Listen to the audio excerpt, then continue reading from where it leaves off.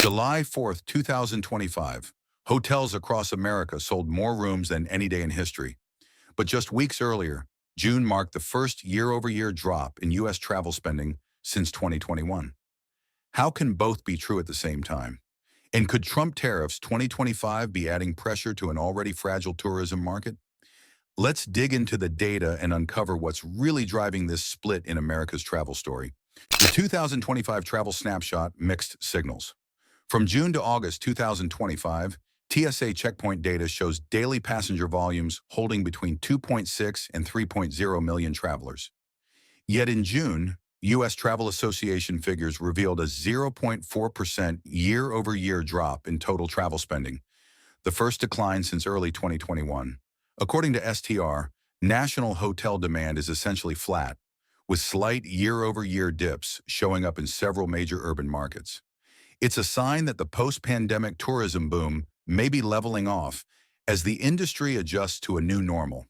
Layer on top the economic uncertainty and shifting political landscape, and the picture becomes even more complicated for U.S. travel. Policy uncertainty and business travel impact.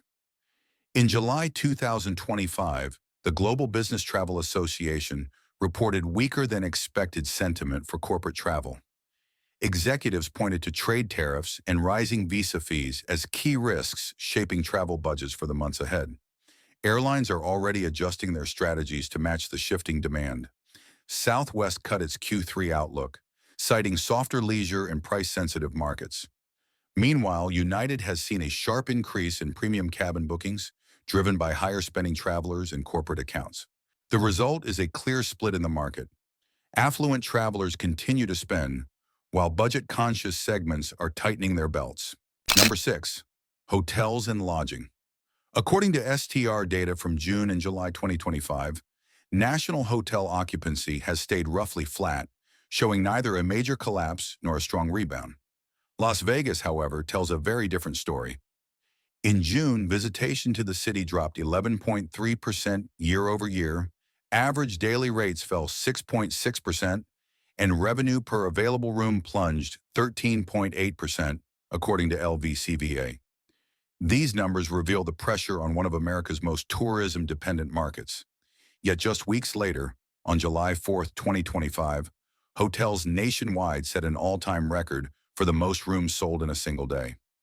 This sharp contrast shows that demand is not disappearing. It is highly fragmented, spiking for major events and holiday periods while softening in slower weeks. For hoteliers, the challenge is balancing high room rates with the reality of rising operating costs, from staffing to utilities and supply expenses. Travelers who are sensitive to price are cutting back on bookings, seeking alternatives such as vacation rentals, budget hotels, or staying with friends and family. Some urban properties are offering deep discounts or value-added packages to maintain occupancy, while resort destinations and event-driven markets continue to see stronger demand patterns. Industry analysts expect city center hotels to recover more slowly, especially those dependent on business travel and conventions, while leisure-oriented destinations may bounce back faster if consumer confidence holds. The path forward will depend on controlling costs, adapting pricing strategies, and capitalizing on peak demand periods without alienating cost-conscious guests. Number 5. Airlines and air travel. In 2025, the airline industry is facing a split recovery that's reshaping how carriers operate and where profits are made. Southwest Airlines recently cut its Q3 outlook, citing weaker than expected demand in the price-sensitive leisure market. This slowdown in bookings has forced the airline to reduce certain routes and adjust schedules, especially in markets where low fares once drove high passenger volumes. Meanwhile, United and Delta are seeing strong revenue growth from premium cabins and corporate accounts, with business travelers and affluent leisure passengers willing to pay for extra comfort and flexibility. This shift means a larger share of airline profits now comes from the front of the plane, not the back. For the economy segment, lower load factors are hurting ancillary revenue streams such as baggage fees, paid upgrades, and in-flight sales. When fewer passengers fly economy, airport shops, catering companies, and ground service providers also feel the pinch, creating a ripple effect across the entire travel ecosystem. Some carriers are redeploying capacity toward international routes or hubs that serve premium heavy traffic, while cutting back in purely price-driven markets.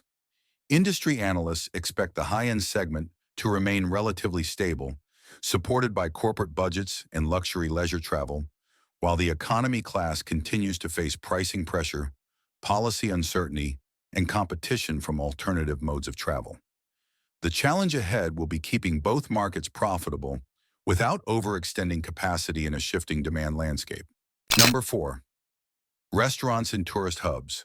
In July 2025, Open Table data showed restaurant bookings in major tourist hubs down between 8% and 15% year over year. This decline has been especially steep in districts that rely heavily on tour groups and large party dining. Losing these high-spending groups means fewer high-ticket menu items being ordered, from premium seafood platters to multi-course tasting menus. Without that steady stream of visitors, many restaurants have tried pivoting to serve local residents, offering discounts, daily specials, and delivery options. But in most tourist-heavy areas, the local population is simply too small to sustain high-volume dining throughout the year. The slowdown also ripples through the supply chain, affecting farmers, fishermen, specialty food producers, and beverage distributors who depend on restaurant orders to keep their own businesses profitable. Some chefs and skilled hospitality workers have left the industry entirely, creating a talent gap that will be difficult to fill when demand eventually rebounds. Restaurants and destinations with a heavy dependence on international travelers are expected to recover more slowly, especially those far from major domestic markets. By contrast, eateries in large metropolitan cities with a diverse customer base, including both locals and visitors, may see faster stabilization, as urban tourism tends to rebound earlier and more consistently than niche travel markets. For many owners, the challenge will be holding on long enough to catch that recovery wave. Number 3, attractions and entertainment. In Q2 2025, Disney Parks reported higher revenue and steady attendance across its U.S. locations, demonstrating the resilience of well-established, globally recognized brands. Families and international travelers continue to prioritize these destinations, even amid higher ticket prices and increased travel costs. By contrast, Six Flags has seen attendance decline, forcing the company to lower its financial outlook for the remainder of the year. Management cited weaker demand in regional markets and fewer large group visits as key challenges. Broadway theaters in New York City are holding near 2024 levels, operating at roughly 90% capacity, which signals a healthy return of both domestic and international audiences. These examples highlight a clear divide in the attractions market. Top-tier brands and cultural landmarks maintain strong visitor numbers, while second-tier or regional attractions face greater headwinds. Sponsorship deals, merchandise sales, and event programming remain more secure for market leaders, while smaller venues struggle to sustain operations without consistent foot traffic.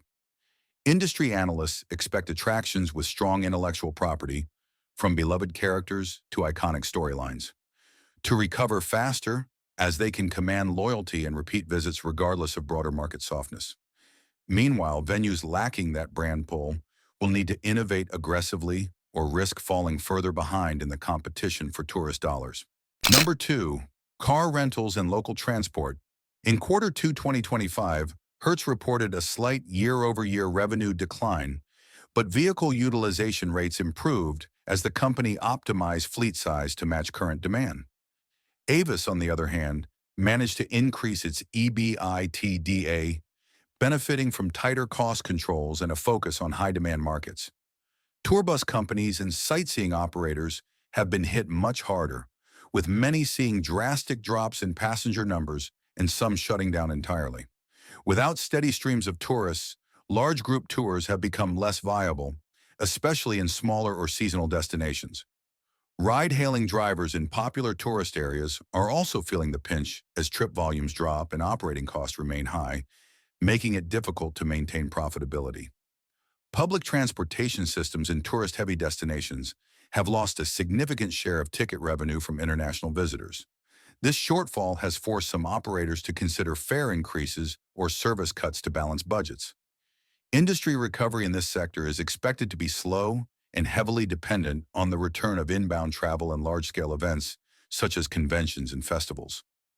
Until then, transportation providers will need to adapt, whether by targeting local customers, diversifying services, or finding ways to reduce operating expenses without sacrificing service quality.